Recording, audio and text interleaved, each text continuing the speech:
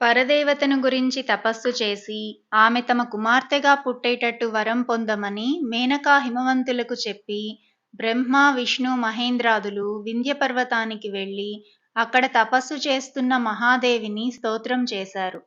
కాంతులు అన్ని దిశలా విరజిమ్మే కిరీటం ధరించి, 1000 చేతులతో త్రిశూలం మొదలైన ఆయుధాలు ధరించి, పరదేవత వారి ముందు ప్రత్యక్షమైంది. అప్పుడు బ్రహ్మాదులు ఆమెతో, తల్లి, నువ్వు దక్షుడి కుమార్తెగా జన్మించి సతీ అనే పేరుతో శివుణ్ణి వివాహమాడి దక్షుడి మీద కోపంతో సతీదేహాన్ని విడిచేశావు. సతీ వియోగంతో విరక్తుడై శివుడు తపస్సులో మునిగిపోయాడు. అందుచేత తారకాసురుడు మొదలైన వాళ్ళు యథేచ్ఛగా లోకాలను పీడిస్తున్నారు. కనుక ఇప్పుడు నువ్వు మేనకా హిమవంతుల కడుపున పార్వతిగా పుట్టి శివుణ్ణి పెళ్లాడి లోకాలను కాపాడాలి అన్నారు. మహాదేవి బ్రహ్మ, విష్ణు, మహేంద్రుల కోరిక తీర్చుతానని మాట ఇచ్చి అంతర్హితురాలైంది. ఈ లోపల మేనకా హిమవంతులు బ్రహ్మ మొదలైన వారి హితాన్ని అనుసరించి వారు సూచించిన విధంగా తపోనియమం దాల్చి చైత్ర శుద్ధ పాడ్యమి నాడు ప్రారంభించి 27 వారాల పాటు అమిత భక్తితో పరదేవతను పూజించారు. పరదేవత సంతోషించి వారి ఎదుట ప్రత్యక్షమై వరం కోరమన్నది. అప్పుడు మేనకా హిమవంతులు, తల్లి, నీ మూలంగా మేము తరించాం.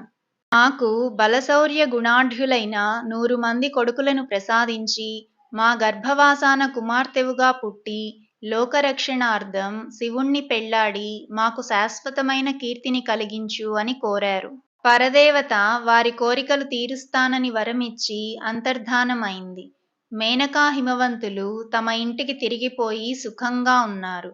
కాలక్రమాన మేనక గర్భవతి అయి 5 గ్రహాలు ఉచ్చెలో ఉన్న సమయంలో మైనాకుడనే కొడుకును కన్నది. అతని తరువాత వరుసగా మరో 99 మంది కొడుకులు కలిగారు.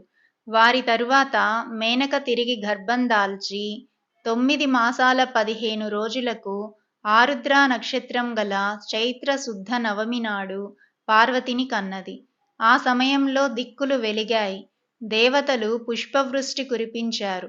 బ్రహ్మ, విష్ణువు, దేవేంద్రుడు మొదలైన వారు పరదేవతను స్తోత్రం చేశారు. పార్వతి పుట్టటం నీలకాంతి గల శరీర ఛాయతోనూ 4 చేతులతోనూ లలాట నేత్రంతోనూ కాళిక ఆకారంతో పుట్టింది. అది చూసి మేనక ఆమెను మామూలు మానవ శిశువు రూపం ధరించమని ప్రార్థించింది. అప్పుడామె మామూలు శిశువుగా మారి ఏడవనారంభించింది.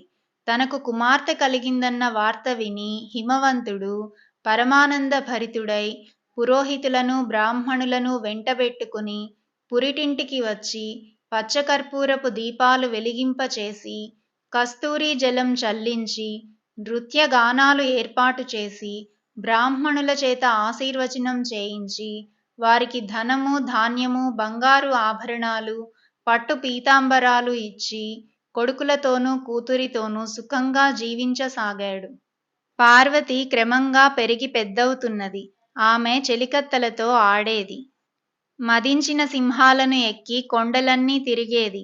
గుహలలోనూ ఇసుక తిన్నెల మీద దాగుడు మూతలాడేది. తాను తల్లి అయినట్టు, తన చెలికత్తెలు పిల్లలైనట్టు వాళ్లకు పళ్ళు పంచి పెట్టేది. బంతులతో ఆడేటప్పుడు ఒక బంతిని తన స్నేహితురాళ్లకు చూపి, ఇది బ్రహ్మాండం, దీన్ని నేను ఇలా ఆడిస్తాను అనేది. బొమ్మలతో ఆడేటప్పుడు వాటికి బ్రహ్మ, విష్ణు, మహేశ్వరుడు అని పేరు పెట్టి, నేను వీళ్లను ఆడిస్తున్నాను అనేది. బొమ్మరిల్లు కట్టుతూ తాను బ్రహ్మనని, దాన్ని కాపాడుతూ తాను విష్ణువునని, దాన్ని కూలదోస్తూ తాను మహేశ్వరుణ్ణని అనేది. ఈ విధంగా పార్వతి బాల్యం వెళ్లబుచ్చి విద్యాభ్యాసం ప్రారంభించింది. సకల విద్యలు నేర్చుకున్నది. ఆమె అస్తమానము పరమేశ్వర ధ్యానం చేస్తూ, సామగానంతో స్తుతి చేస్తూ నిత్య సంతోషిగా కాలం గడిపేది. అలాంటి సమయంలో చెలికత్తెలు పార్వతి అని పిలిస్తే పలికేది కాదు. శివాణి అని పిలిస్తే వెంటనే పలికేది. ఎప్పుడూ సింహాన్ని ఎక్కి తిరిగేది. అలా తిరిగేటప్పుడు ఒక్కోసారి ఆమె చేతిలో విల్లు, బాణాలు, శూలము మొదలైన ఆయుధాలు కనిపించేవి. ఆమె మరొక వాహనాన్ని ఎక్కటం కానీ, ఇతర ఆయుధాలు ధరించడం గానీ ఎన్నడూ చేయలేదు. ఒక్కొక్కప్పుడు వీణ వాయిస్తూ ఆనందించేది. విద్యాధరలను మించి పాడేది. నృత్యం చేసేది. శివుడి రూపం చిత్రించి తన చెలికత్తెలకు చూపేది. ఇలా ఉండగా ఒకనాడు నారద మహాముని హిమవంతుణ్ణి చూడవచ్చాడు. హిమవంతుడు నారదుడికి ఎదురు వెళ్ళి పూజించి తీసుకువచ్చి కూర్చోబెట్టి పార్వతిని పిలిపించి ఆమె చేత నారదుడికి నమస్కారం పెట్టించి తన ఒళ్ళో కూర్చోపెట్టుకుని ఈ పిల్లకు ఎలాంటి భర్త వస్తాడో చూడండి అన్నాడు. నారదుడు పార్వతి చేతిలో గజ, మత్య, అంకుశ రథరేఖలు చూసి, హిమవంతా, నీ కూతురి చేతిలో పరదేవత లక్షణాలున్నాయి. ఈమె మూలంగా నీకు గొప్ప కీర్తి వస్తుంది. లక్ష్మీ సరస్వతులతో సమమైన గౌరవ పూజలు ఈమెకు జరుగుతాయి. ఈమెకు తగిన భర్త శివుడే. అందుచేత ఎలాంటి ఇతర ఆలోచనలు చెయ్యక ఈ పిల్లను శివుడికిచ్చి వివాహం చేసేయండి అన్నాడు. నారదుడు వెళ్ళిపోయాక హిమవంతుడు మేనకతో, మనం శివుడికి భార్య కాగల కుమార్తెను ప్రసాదించమని పరదేవతను ప్రార్థించాం. దానికి నారదుడు ఇప్పుడు మనకు చెప్పిపోయిన దానికి సరిపోయింది అన్నాడు. మేనక సంతోషించి, మన పార్వతికి పెళ్లి ఈడు వచ్చింది. అందుచేత ఇక ఆలస్యం లేకుండా పెళ్లి ప్రయత్నం చెయ్యండి అన్నది.